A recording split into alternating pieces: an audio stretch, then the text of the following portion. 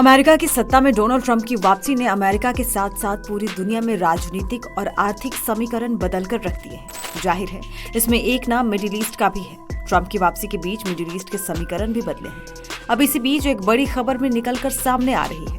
दरअसल सऊदी अरब की राजधानी रियाद में मुस्लिम देशों के जमघट में एक दूसरे के प्रतिद्वंदी माने जाने वाले सऊदी अरब और ईरान के बीच अहम बैठकें हुई। ईरान के राष्ट्रपति मसूद पेजेश्कियान ने सऊदी अरब के क्राउन प्रिंस मोहम्मद बिन सलमान से बात की है। ईरानी मीडिया के मुताबिक सऊदी अरब के प्रतिनिधि मंडल ने ईरानी सेना के अधिकारियों से दोनों देशों के सैन्य संबंधों पर चर्चा की है।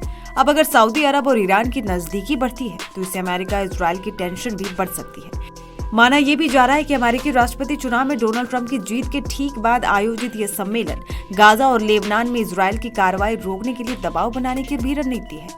सऊदी, जो अमेरिका के सबसे अहम और मजबूत सहयोगियों में से एक माना जाता है, ऐसे में ईरान से रिश्ते अमेरिकी हितों के लिए नुकसानदायक हो सकती है।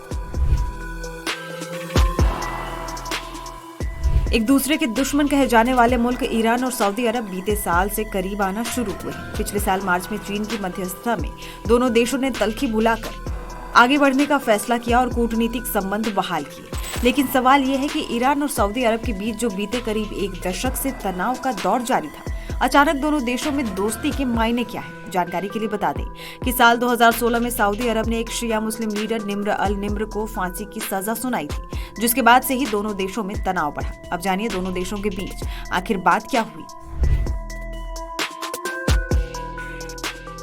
सऊदी प्रेस एजेंसी के अनुसार समिट से पहले राष्ट्रपति मसूद पेजेश्कियान ने सऊदी क्राउन प्रिंस बिन सलमान को कॉल कर संयुक्त अरब इस्लामिक सम्मेलन पर चर्चा की है। पेजेश्कियान ने समिट की मेजबानी करने के लिए किंगडम के फैसले की तारीफ की।